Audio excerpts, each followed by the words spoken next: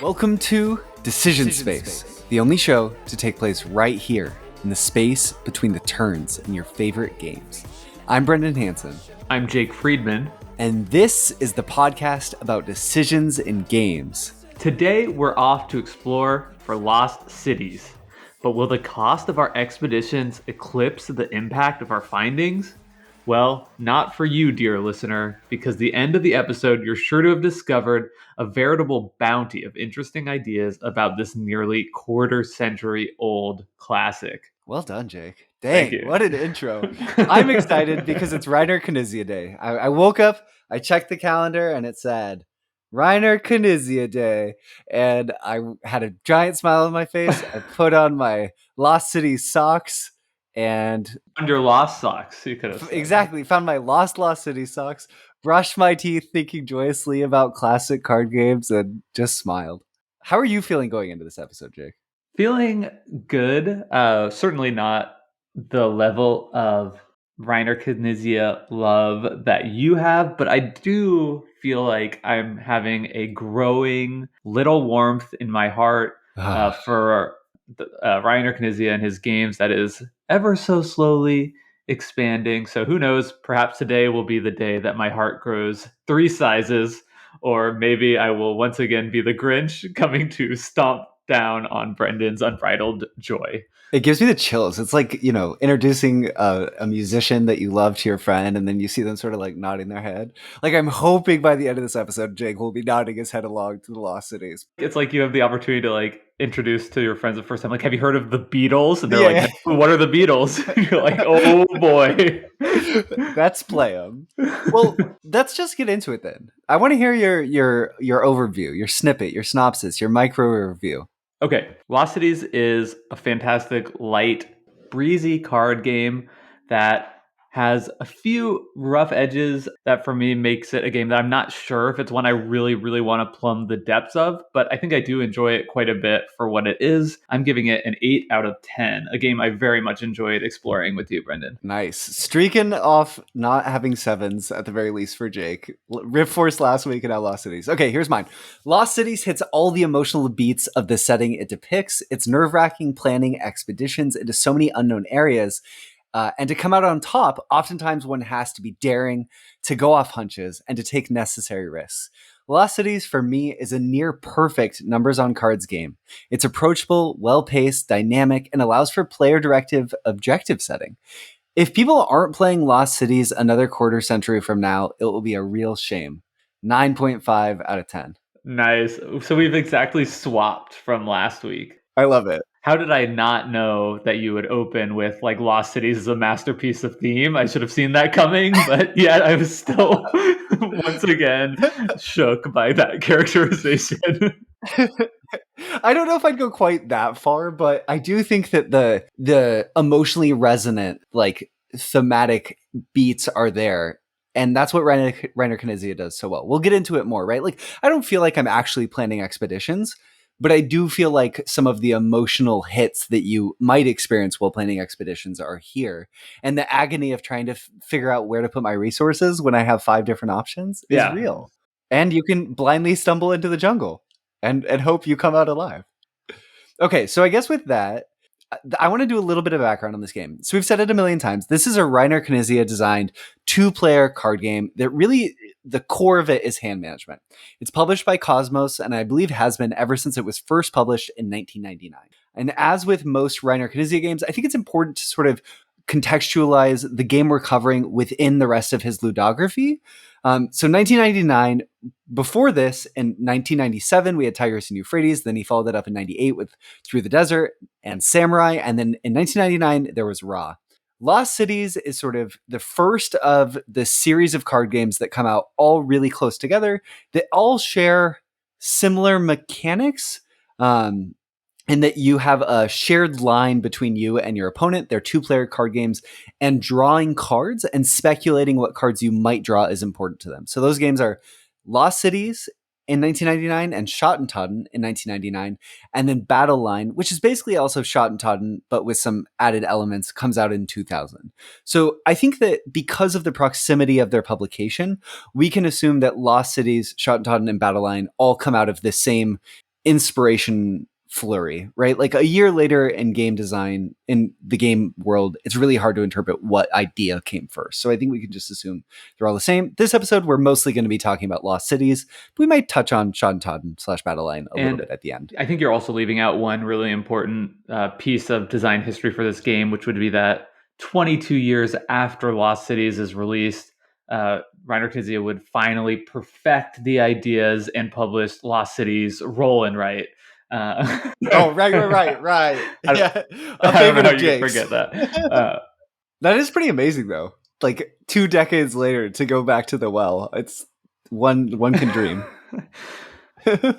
Brendan, before we get into the rules overview, let's just take a very brief pause to plug our Patreon. We have a Patreon for Decision Space. If you enjoy this show that we put out every single week and spend a lot of time putting into it, you can choose to support us on Patreon. You can go to decisionspace.com/Patreon or patreon.com/decisionspace. We'll have a link to that in our show notes. Of course, if you don't feel like doing that or don't have the means to do that, as obviously money is tight for a lot of people right now, what with crazy inflation, please stick around. You're always more than welcome to stay here and enjoy these episodes. But we did want to make you aware of that should you choose to participate. And one cool perk of that is that our patrons get to vote on games we cover on the show. So news of what game is winning the current vote to come soon. And it's decisionspacepodcast.com. Oh, you're right. Yeah. Patreon. Yeah. Thank you. I don't know, dear listener, what you find at decisionspace.com. We don't vouch for its contents. Okay, great. Well, Brendan, with that out of the way, let's jump right into your amazing rules overview. I have a feeling it'll be a quick one, and then we'll be right back into our main discussion. Lost Cities is a 2-player hand management card game in which players build ascending runs in 5 differently colored suits: red, green, blue, white, and yellow. These suits are functionally identical, however, each suit must be played to its own specific expedition lane on the player board. There are values 2 through 10 of each suit and 3 wager cards in each of the 5 colors. Players have a hand of 8 cards, and on their turn they have 2 options. They can discard a card to the shared discard pile of the matching color, i.e. red cards are discarded to the shared red discard pile, or 2, they may play 1 card that is a higher value than those previously played to their board in the corresponding color location. For example, they may play down a green 5 to their green line, but only if they do not have a green 6 or higher value card already down. Then players refill their hand by taking either the top card from any discard pile or drawing the top card off the deck. Play continues this way until the draw deck is empty, which triggers the end of the round.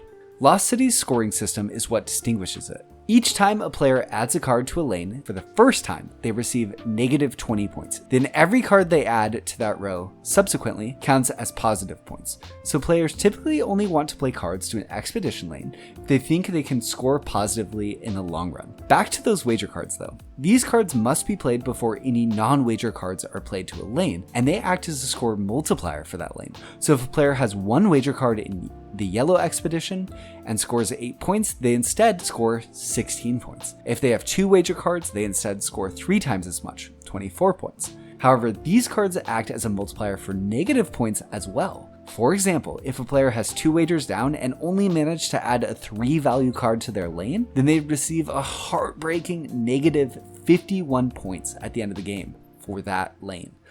As you can see, utilizing these wager cards is key to scoring well in Lost Cities. Each round, players tabulate their score, and then after 3 rounds, the player with the highest total wins. And we're back. Brendan, thanks so much for recording that as always. Hopefully that gave you a little bit of a better idea of what is going on in this game. If you still need some more information about it, you can boot it up on Board Game Arena, where I think it's a free to play, right? It's not a premium game there. I believe so. You know, you can literally learn this game in a matter of minutes. Very, very quick teach. Yeah, this one, I think I should have taught you the whole rules in that overview. But I will say one thing I didn't totally get into that I think is going to really inform this conversation is the shape of the deck. It just impacts how much you think about everything in this game. which is that there's 5 different suits of 5 different colors. The colors don't matter except that they're different. Values 2 to 10 in those. So it's 9 cards each, which are 45 cards across the 5 suits. And then there's 3 wager cards per suit for a 60 card deck total. And again, the wager cards are the one that act as end round multipliers for that color. So if you have 1 wager card, you get 2 times the points, whether it's positive or negative. 2, then you get 3 times. Or if you have all 3, 4 times the number of points, which is bonkers. Okay, that's characterized as decision space. Why don't you go first this time? Oh, God. I didn't want to. No, I think this is a waning decision space game. So when early on, at least, we're talking about the round structure of Lost Cities, because essentially the game structure of Lost Cities is that you play the game 3 times, record your scores, and whoever has the highest score after 3 plays of the game wins. And we'll get into what we think of that structure. But we're talking about 1 play of Lost Cities. And that's because there's this moment early on where you are playing the hand management game and trying to get more information. You are basically researching with your draws and with your plays to the board, trying to figure out what the most optimal path between you and your opponent is going to be for you. So you're playing cards to the shared board, hopefully not cards that your opponent wants. So if you need them again, you can pick them up again later, and you're sort of building up your information. And then there's this inflection point at some point in the game where you sort of say, okay, I know I can at least go into this suit, or I'm going to play to this suit to buy myself some more time. I think I'll break even on it. You do that. And then somewhere maybe halfway through the game, all of a sudden the decision space has waned to about half the size. Much of the card pool is known between you and your opponent. There is hidden information, what's still in the deck, what's in your opponent's hand, but it's mostly known, and it continues to wane really until the last card is drawn.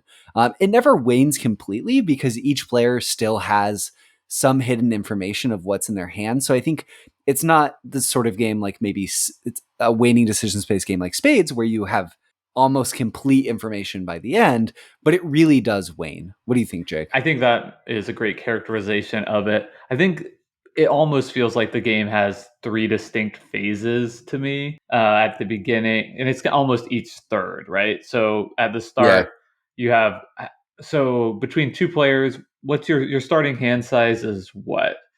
8. 8. So you've got, we can do the math here, like 40 some cards remaining in the deck at the start. Yeah. So at the very beginning, you have so little information that you're just trying to play cards in a way that you're not boxing yourself into in too tightly, and that might be by boxing yourself into massive negative points, or boxing in yourself into the number of cards you can actually play over the course of the game. Because you're right, as soon as you play a numbered card, you are fundamentally reducing the number of options you'll have to play in that space for the remainder of the game. If you put a 4 down, you've eliminated the option of putting down a 3, a 2, or any of the wager cards into that particular expedition. And then I think the second phase of the game, when you get down to about 30 to 25 cards, it's kind of becoming clear to you what you're trying to accomplish over the course of the remainder of the game. But there's still options in the best way to go about that. You're still thinking through, am I still in a phase where I'm trying to draw more cards off the top of the deck, or should I pick up some of the cards out in the middle? But by the time there's about 15 to 10 cards left, you have a hand of cards where you say, okay, there are 12 cards left in the game. There's 6 cards I want to play. So I have to, theoretically, if we both are picking a card off the top of the deck each time, I will only have exactly enough time to play 6 cards. So I need to start playing them down to my expeditions now, or I run the risk of not being able to at all. And I think once it gets to that third phase of the game, you're right, the decision space isn't necessarily 0, but it is very much approaching that, especially towards the end, where you're I have to play down this run of 8, 9 into this particular stack, and I'm there's not really a decision at that point. Yeah, you've committed to your decisions in the mid game, and you're basically executing them, and sometimes hoping that you get a lucky draw that will add to what you can do, not necessarily change the course of your actions, because the large negative penalty that you get for going on a new expedition sort of forces you out of starting new sets late. Sometimes when you play, right, you draw into this amazing set, you get 8, 9, 10, or 7, 8, 9, 10 of a color you haven't started. And it's like, oh, I don't have enough time to even start to do this. And it can feel Right. awful. Yeah. So, but I mean, I think clearly, the main thrust, as you point out, is a waning decision space, getting smaller and smaller over the course of the game. What's so amazing about the game too, Jake, what you just sort of highlighted, is that this feel of 3 really distinct phases that every time you play, you feel it as long as you're looking for them. But there's, like we talked about with Rift Force last week, it doesn't say anything about 3 phases in the rulebook or anything like that, right? That's just an emergent consequence of the way that the flux of information works in the system. And it's so cool how well it plays out and the feel of the game. Yeah. What do you think about like the size of that decision space though? Because I think just by virtue of that limited hand size of 8, and there are always going to be cards in your hand that for whatever reason you're not going to play. That could be because I can't discard this blue 8 because Brendan has a blue 7 on his stack and he will pick that up and it will be worth 16 points to him, so I have to hold this in my hand. Or like I can't start this stack with the 10, so I'm holding that till later. So fundamentally the number of cards you're playing out, or not fundamentally, functionally the number of cards you can decide to play from your hand is probably really ranging from like 6 to 1. Like 6, it seems even rare.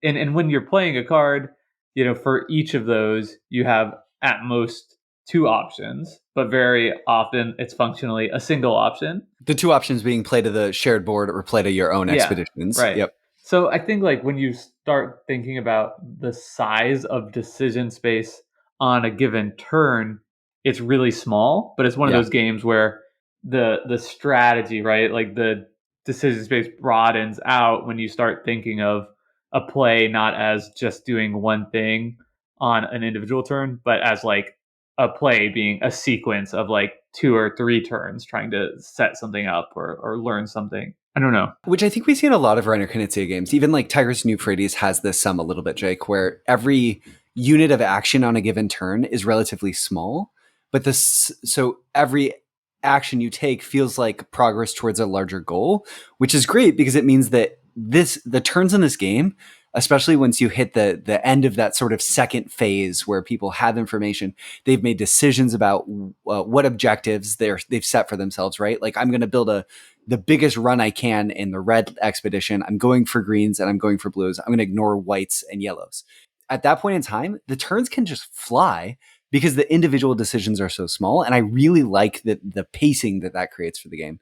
But I agree that the decision space itself, turn to turn, feels pretty slight, feels pretty narrow, just surely by like the size of the subjective size of the tree, the decision tree that you're offered, right? Like you don't have that many options. And then even strategically, if we pull back and sort of say like, okay, there's 5 expeditions that you can go on every single time you play.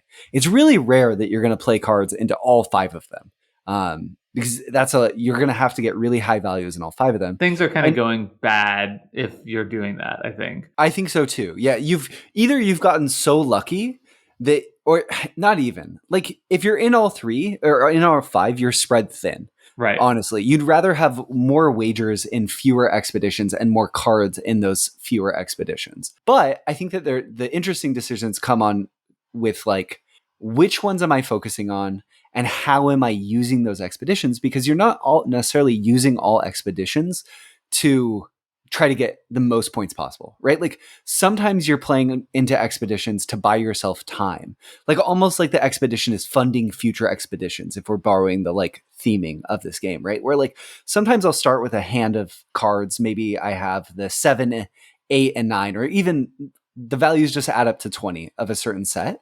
And instead of playing those to the shared board, I just play them on my side to keep the pace of play going and use those to buy time to draw cards to get information with developing my board without creating a shared space. And I think that that's where some of the most interesting decisions come strategically, is knowing, okay, I'm laying down a 6, so I'm cutting off values 2 through 5 and any potential wagers in this color, but it's going to be worth it because I'm going to use that to get information about where I should put my efforts in the future. And I think That's why I love the decisions in the game, is Yeah. around the planning phases. It makes me feel clever. Yeah, I think that's the most interesting part of the game too, and I think what you're speaking to is the clarity of the decision space Yeah. and also to the incentives for scoring in this game, which is where we're going next. Yeah. But just before we leave the characterizing decision space portion of this, I do think it's worth touching on clarity because I think, interestingly, in some ways, this is a game where the clarity of the decision space is incredibly clear. Because, and by that, I mean like you want to play down more cards than less cards Mm, theoretically in the game. Um, and when you're picking between playing cards, it's really easy to count up just like the number of options you're cutting off, right? Like, I think a lot of times, I have a turn in this game where I think, okay, I have a 7 to play into blue, and I'd be playing on top of a 4, or I okay. have like a 6 in green, and I'd be playing on top of a 4. And it's like easy to think like, okay, if I play it on top of the 4, that means I'm only like foregoing one possible card that I could play.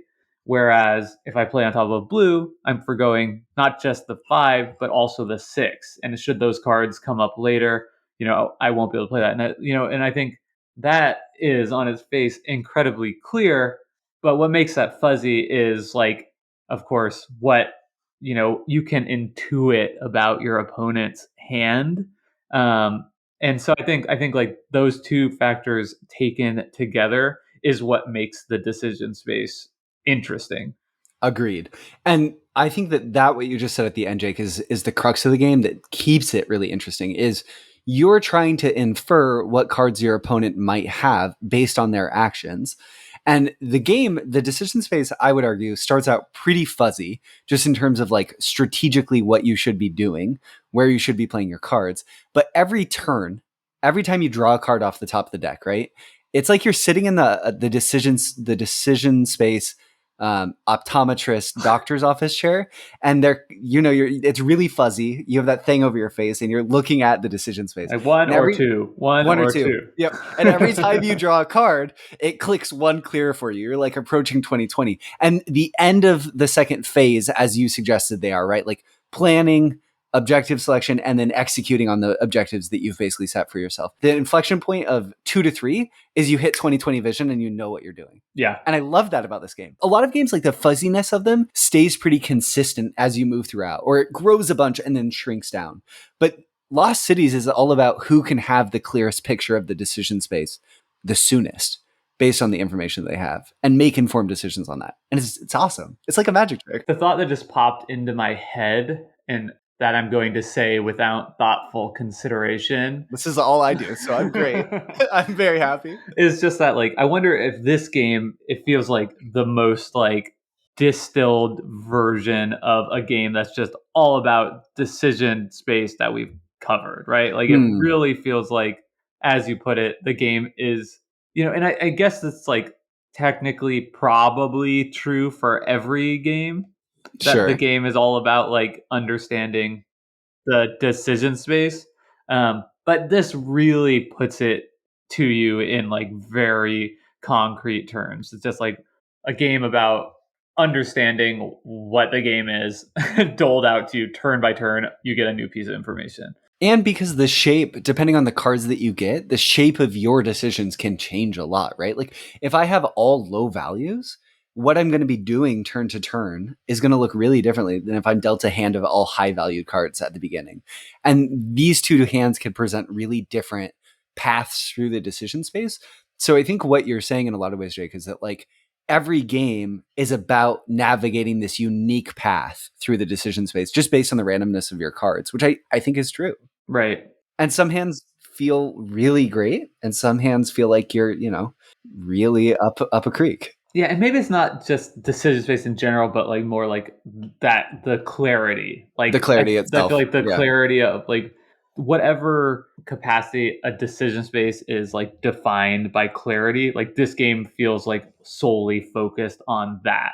Where if you take another game like Castles of Burgundy or something, like, yes, like, what you should be doing, I don't know, I don't get the same sense, like, from turn 1 in that game to turn 25 or whatever, I don't really get the sense that, like, the clarity of the decision space has, like, is changed that much, or that, like, understanding it is gonna give me an advantage over other people in the game. Do you see where I'm going with this? I totally do. And I think part of that is even though you're presented all the options up front, you can do anything you want on any turn, whatever, complete agency of the options you're given.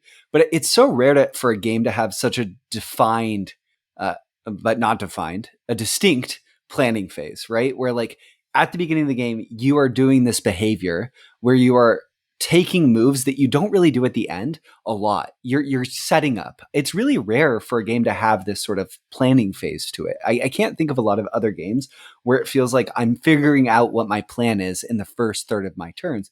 A lot of other games that we've covered on the show, what you do early informs your plan as you follow them. Like my early turns in Arnak inform what I will do later, but I don't spend my early turns building up and building up and building up and then doing what I've planned to do, right? I'm kind of just doing what I'm doing throughout and sort of seeing where that path takes me. Whereas here, I'm figuring out what path to take and then I'm taking. It's like going all the way back to when we covered Terraforming Mars on the show. I think one of the best things about the game that we both liked Yep. was the awards and milestones where Yeah. players get to activate this. They can take an action on their turn to say like, okay, we're gonna at the end of the game, whoever has the most of this resource, or or the most of this type of tile is going to get points. Right? It's like activating that end game scoring, and in a way like in Lost Cities, almost every action that you're doing is like dictating that for yourself, and also for your opponent because it's a zero sum game, right? So even though when I play a card into blue that says I will score blue positive or negative points one way or another, it's also just activated just as much for my opponent because every positive point that you get is bad for me. Yeah. Yeah. Yeah. It's points you. Yeah. Yeah. I think that I'm not surprised somehow the Terraforming Mars came up because I do think that player, I called it in my intro, player directed objective setting Mhm. is such a key aspect of what's appealing about this decision space where it sort of is the ability to choose. You're not like, it's not like Great Western Trail where you're saying like, I'm going to take this objective that says at the end of the game, if I deliver to San Francisco, I get 10 extra points, right? It's not that. It's, am I going to play into the green expedition? Am I going on a green expedition?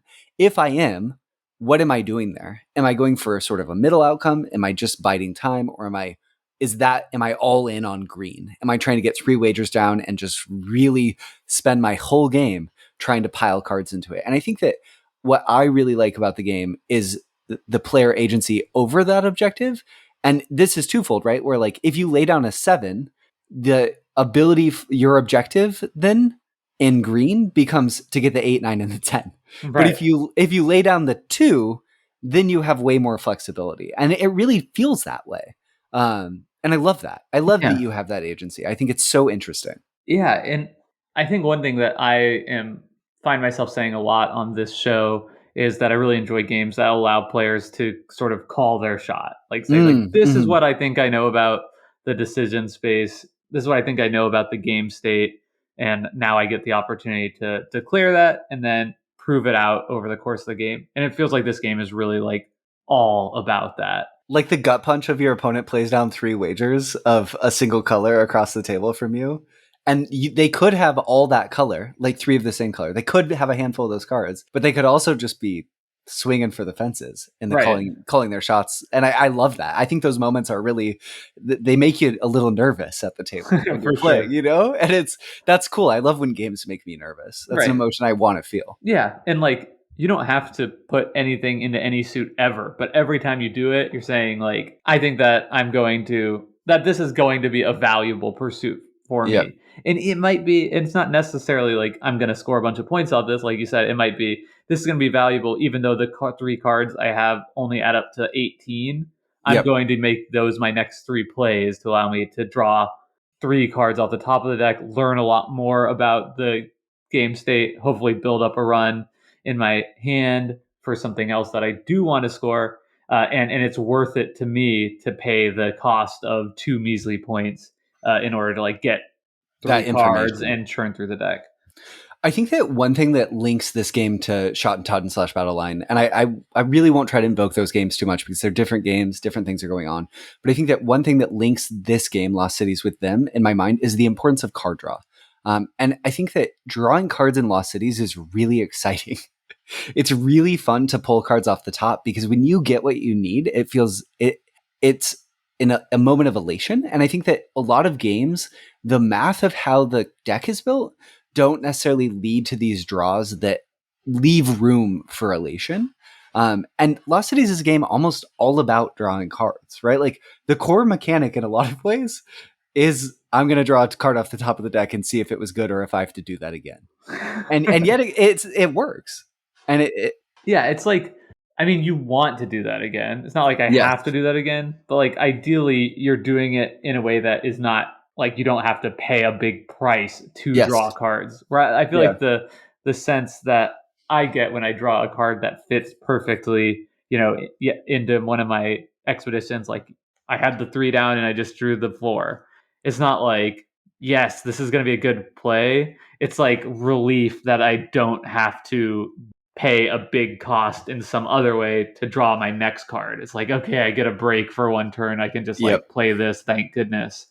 totally. I don't have to put down a 6 of a value I'm not going into, risk my opponent taking it just to draw a card and make some room for Right. myself. Or Yeah, like or put down, jump a couple of card numbers to put something down.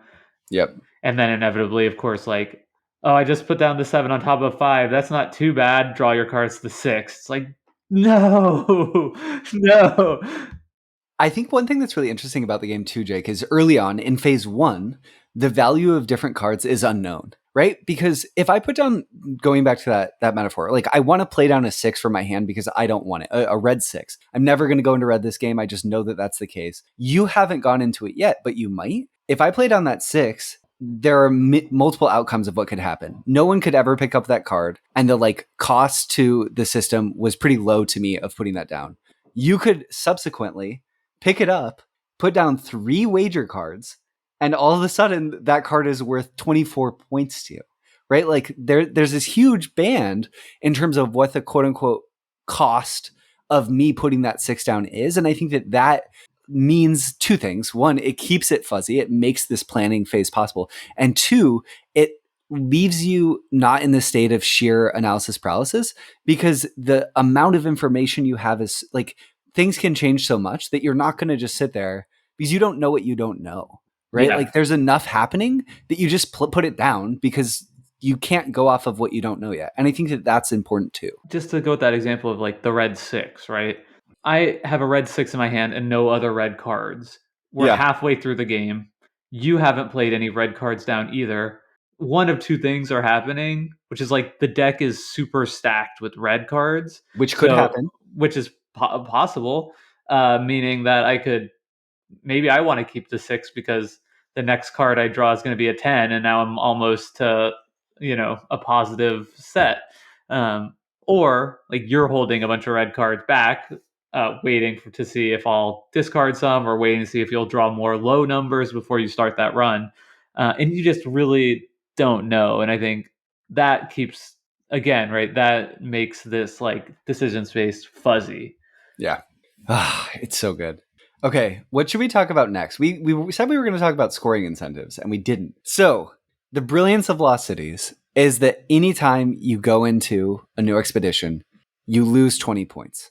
And every time you play a wager card into an expedition lane, you lose another 20, more or less. So that defines the entire trajectory of all the decisions that you make is can I get to 20? 20 is the inflection point of an expedition. It's this nice round number.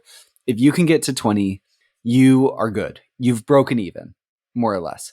But there's also this aspect of the cards go in value from 2 to 10, which is this huge range because it's either 1/10 of the value you need to quote unquote break even up to half of the value.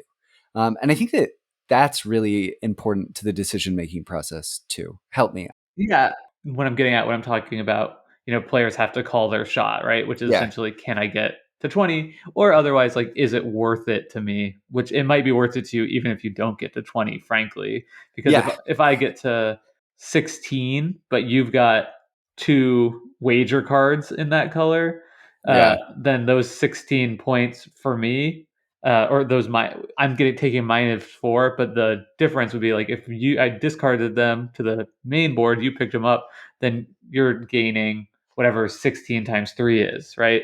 yeah. For lack of a more eloquent thing, that is what gives this game the shape that it has. And I think it also kind of like it adds some tenseness. You are gambling in this game. You're always gambling whenever you kind of do anything. But that really, like, calling it a wager card, making it double up the points you're getting that card, it definitely like evokes that feeling of like, all right, let's gamble. I think too, Lost Cities, and they're directly, at least in the English rulebook, called wager cards, which I think is really interesting. That it just goes straight to that language that you are wagering. You're sort of like you're putting a wager in that color for yourself. I think that one thing that it also does, Lost Cities without the wager cards would be a perfectly fine game. Be a good game. It's interesting. It would still really work. But the wager cards are what make it an excellent game, in my opinion, because of what we talked about how it shifts the fuzziness around the decisions that you make. And it leads to these interesting decisions where sort of say, I have a lot of high value, I have a ton of cards of a single color. So I really, really, really want to get wagers in that color down on the table.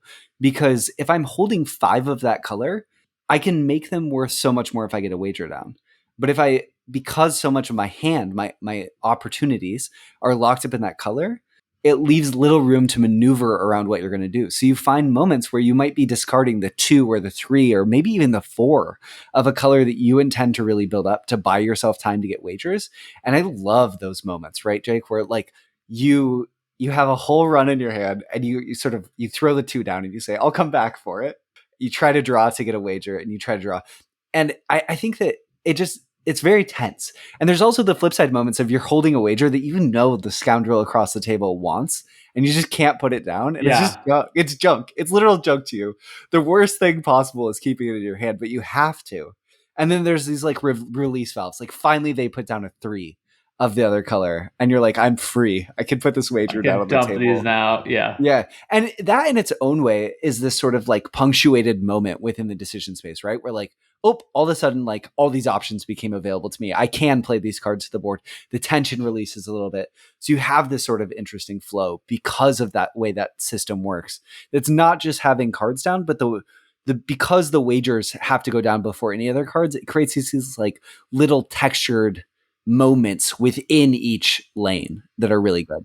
And I think it's also like it allows for really skill testing Yeah. decisions in the game of like at what point do I, because you can absolutely just kill yourself in this game by waiting too long to build up like the perfect hand, because every time you're not playing that, to your point, you're you're paying a cost in some other way, whether that's discarding cards of the main board that your opponent can use, or even just like if you're doing too much discard in the main board and they're just playing twice as many cards as you over the course of the game, even if you get that set, you finally get the wager card or even wager cards you're looking for, it can just be too little too late if you've spent the whole game just like waiting and waiting and waiting for it. So I think like that is, you know, having not played this game like that much in the grand scheme of things, maybe 20 times or so, which was easy to do for such a quick and light game. It feels to me like that is probably the place where the skill ceiling is highest and really good players will separate themselves, is like when knowing those timing things of like when to move on. When does phase 1 become phase 2, and when does phase 2 become phase 3? At a certain point, it becomes clear to you, my opponent must be holding on to these wager cards, but if it only becomes clear to you at the very end of the game, it's fundamentally too late and you've lost. But on the other end, if you just go too early, making the assumption, and then you start drawing them, like that really stings too. So it's like it is an unknowable thing, but I just feel like there is skill in there where good players will like be able to intuit the timing for when to move on, and either take the loss or hold. Yep. And it's just something I haven't mastered yet. For me, it still feels like I'm just shot in the dark here, but I know that I just believe that there's more there. One other place where I feel like players can really differentiate themselves that we haven't touched on too is that your opportunity to play cards is not equal, right? Because of the system of you can play to the shared board or you can play to your expeditions where they count. You There's 44 draw cards in the deck at the game start, right? 60 minus the 16 cards between the two of you. It's 44 cards. So 44 cards can be drawn between the two of you each game, but cards can also go down to the player board and be picked up by someone. So the opportunity to play in front of you is not set because if Jake spends his turns playing to the middle board and picking up from the middle board, that's sort of like a net loss of opportunity to play to his board. And if I spend my turn drawing from the deck and playing to my board, it's sort of eroding at that. And I think that that's another place where the skill happens, right? Am I using the time resource that I do have based on the starting hand that I had and my opponent had and the choices that each of us made as effectively as I possibly could? And what that means can really vary because the pace of a game can really vary. If we're both being generous and sort of playing our cards to the middle and we're taking what the other person needs, it's going to be a longer game where more of the cards that we need appear in our expedition boards as we take the later turns to play them. But you can also end up with games where things get covered up, you play to higher values, you spend a lot of time drawing and discarding to the board, and what's in the expedition spaces isn't as much. So there's a lot of flux of sort of where the cards can end up if they count or if they don't count. And I think that sets apart the feel of the game a lot and the skill testing part of the game of knowing when to take the risks is the right time to take the risks. Yeah. I want to just clarify something really quick. I said I played 20 times, but I think I'm thinking more about like each individual play within Oh, the sure. game. So I have not played this game 60 times. So that's just a quick clarification on that. But I am looking at my stats now on BGG or no, BGA. no, on Board Game Arena, which has statistics for like the winning player's average. Have you Okay. looked at this? I haven't. What would you guess the Cards number played. of cards played by the winner is? So you have if you played a card every single time, you could. If both players played and drew. Yep. Yeah, no, I'm just right. What's like the max you could even play? It depends on what happens Right, with what because your opponent's if your doing. opponent is drawing from I the board, think I think a good baseline is 22. 22, you think would If be you're the above average winner? if you're yeah, All if you're right. above 22, you're doing good. What is it? So that's kind of what I was thinking too. Like it seems It's like higher. you're doing better if you're playing more cards. My average number of cards played in my games is 20.6. Okay. The average for all players playing this game 14.8, Wow. What about winners? and the average for winners 13.9. Dang, we're playing too low value of cards. That just helps me the importance, right, of building up wagers.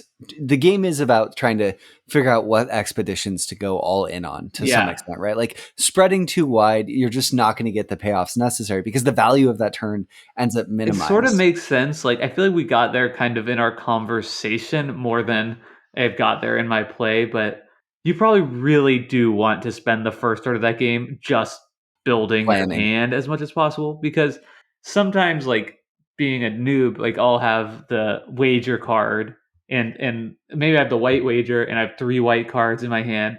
And I'm like, okay, no brainer. I can just drop this down early and start drawing cards. But as soon as I play that white wager, like all of a sudden, like those cards are going to get incredibly sticky in your hand, Yeah, right? the flow of those cards to the center has dried up. They will not be Yeah, appearing anymore. Yeah. exactly.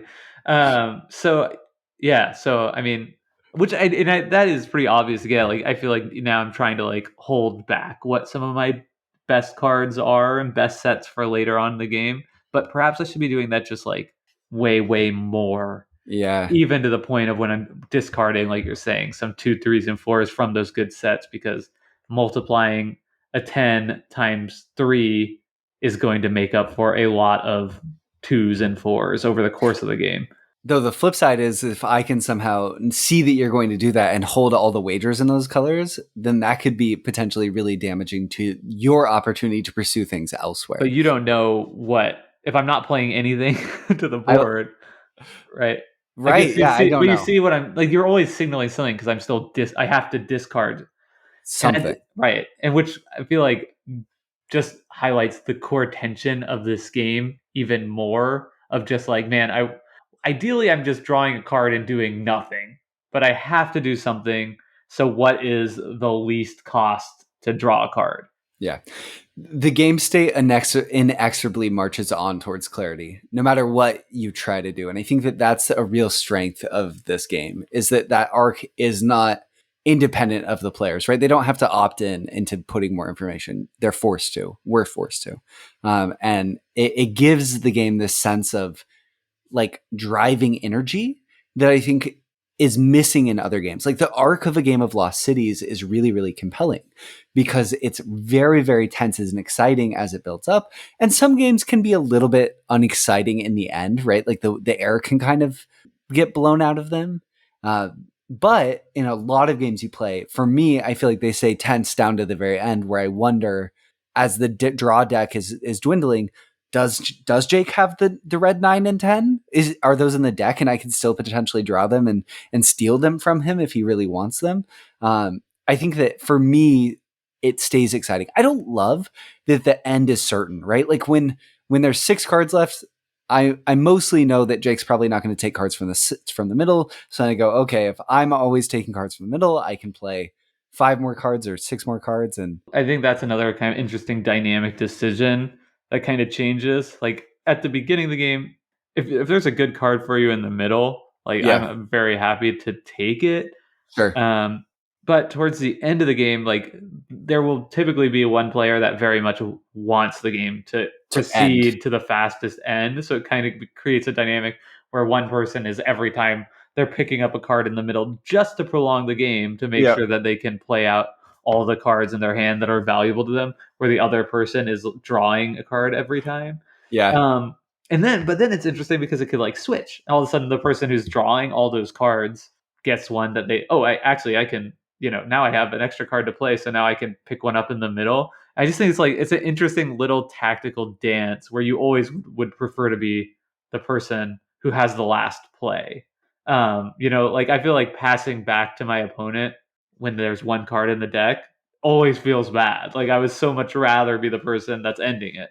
Yeah. Yeah. No, totally. It, that's, I love the way that that plays out. I think too, if people haven't listened to the Rift Force episode from last week, we sort of have done these two games as a pair. So maybe now naturally is the best time for us to comment. And I think that for me, the thing that makes this a 9.5 for me, where last week I was in 8, I think you said uh, 8, yeah.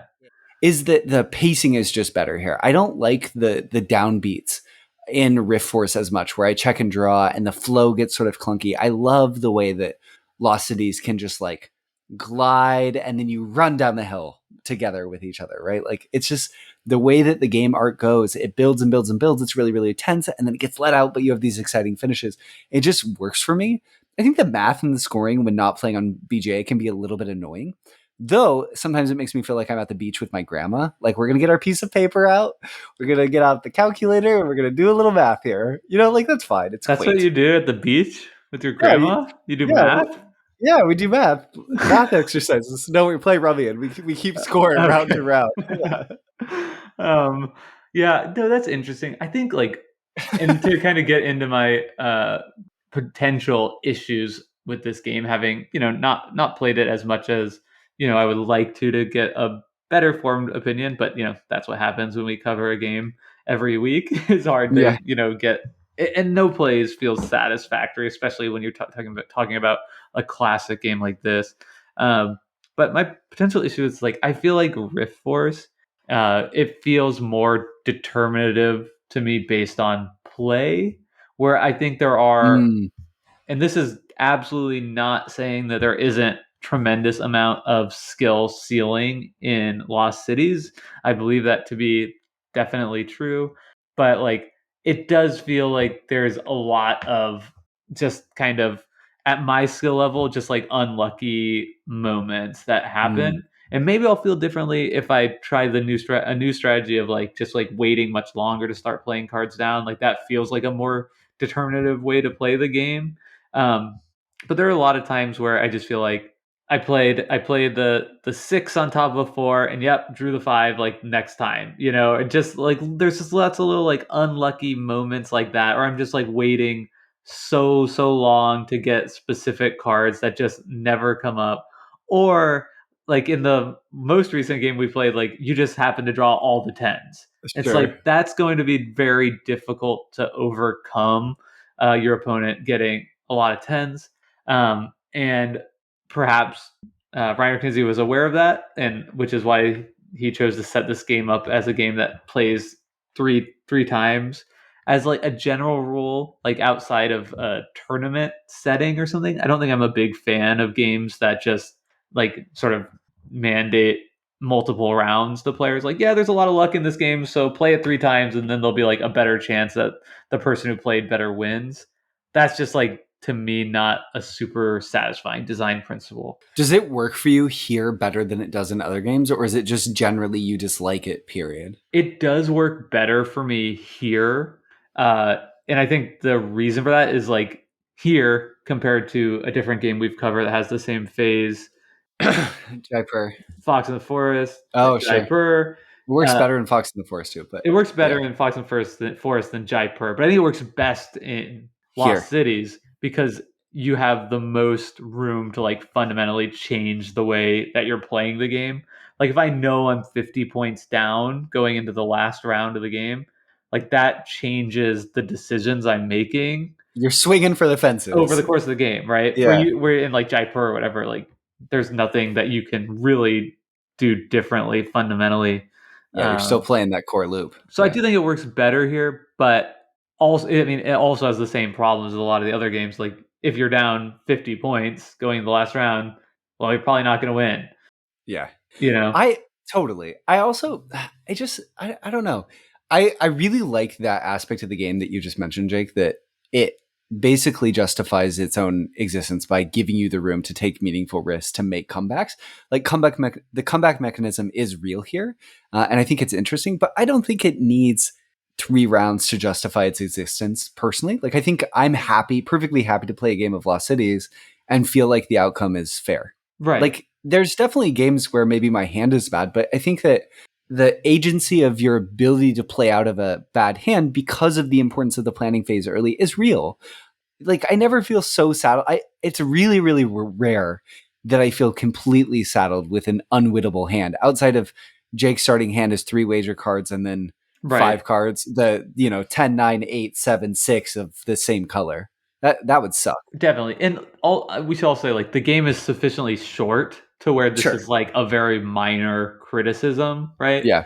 We're talking about a 10-minute game here or whatever to play around. So if your opponent draws all the tens, so what? Like Just play again. we just move on and play again. But I think like just for my own design preference, like I think a game if if there's a lot of luck in the game and the game is satisfying and fun, then like leave it to players. Like we're gonna Yeah. keep playing best 2 out of 3, or we'll you can easily just say like we're gonna play 5 rounds, and whoever has the most points at the end of 5 rounds, they win. And if Or people we'll want to just do play a that, like power to them. But I don't think the game needs to like dictate to you. yeah. You have to play this 3 times, or it's not an official play of the game.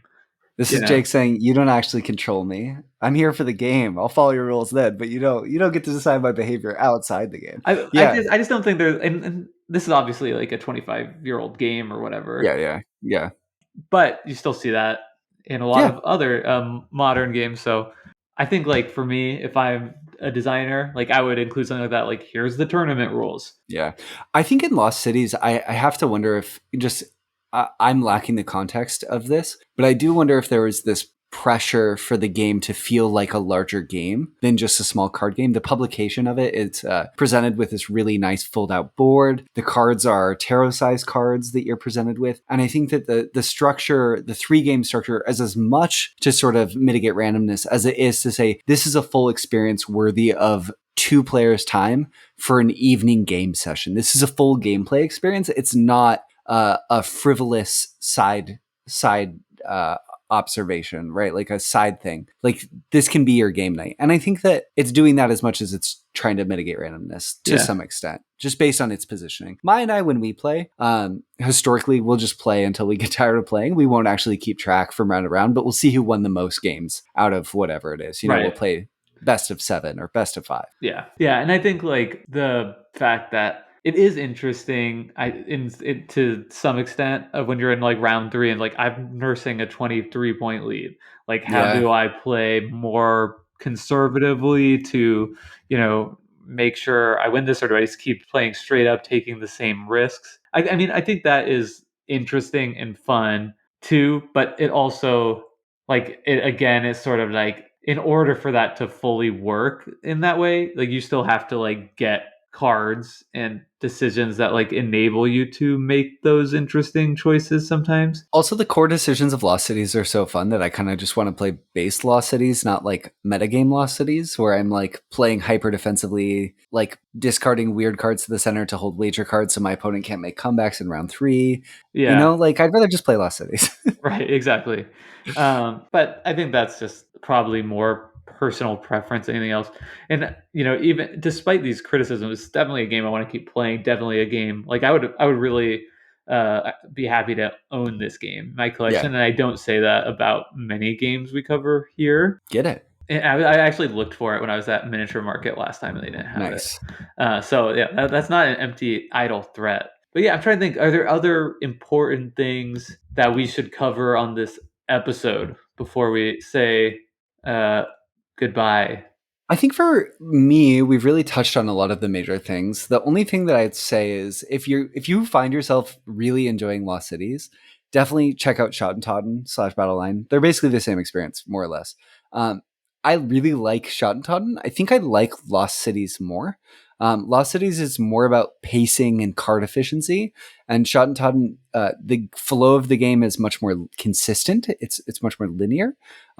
It's really fun. They both have a similar thing going on where you're trying to sort of discern what the decisions, the clarity of the decision space, like where it's going to end up. Both really good games. I think that Lost Cities, just that game arc, it's tough to beat. Do you have any Yeah, closing thoughts, Jake? I guess my closing thought is just to like think back about last week's episode Rift Force, and we didn't plan out that we were going to swap ratings exactly. That kind of Yeah, happened naturally, but I do think it's telling that uh, these two games are both fantastic games, and yeah, both probably are going to appeal to slightly different people and slightly different tastes. Like I think that like Lost Cities is a game I would love to teach to like my mom yeah, and like that type of person. Whereas like if I was going to teach a game to somebody who I knew played like Magic the Gathering or something, then it's like no brainer. Like I would want to show them Rift Force. And I do think like like the core game in these games is probably to me like I enjoy them at a very similar level. But like I hmm, give Rift Force a slight edge because I like the drafting different elements part of this game, and that mm, gives me like a little bit of like ownership of this like deck that I've created, to where if I get unlucky there, I feel, and even if it's unlucky just because of like the numbers and cards I've drawn, like I feel like okay, well I had some agency here. Whereas like when we're drawing out of the same deck and I'm just thinking like, oh, Brendan's getting all the good cards, I'm getting all the crap ones, it makes that feel like, you know, I think I'm interpreting a bigger difference in the amount of randomness and luck between these two games because of some of those factors than yeah. that really exist if you like really get down to like crunching the numbers and all that.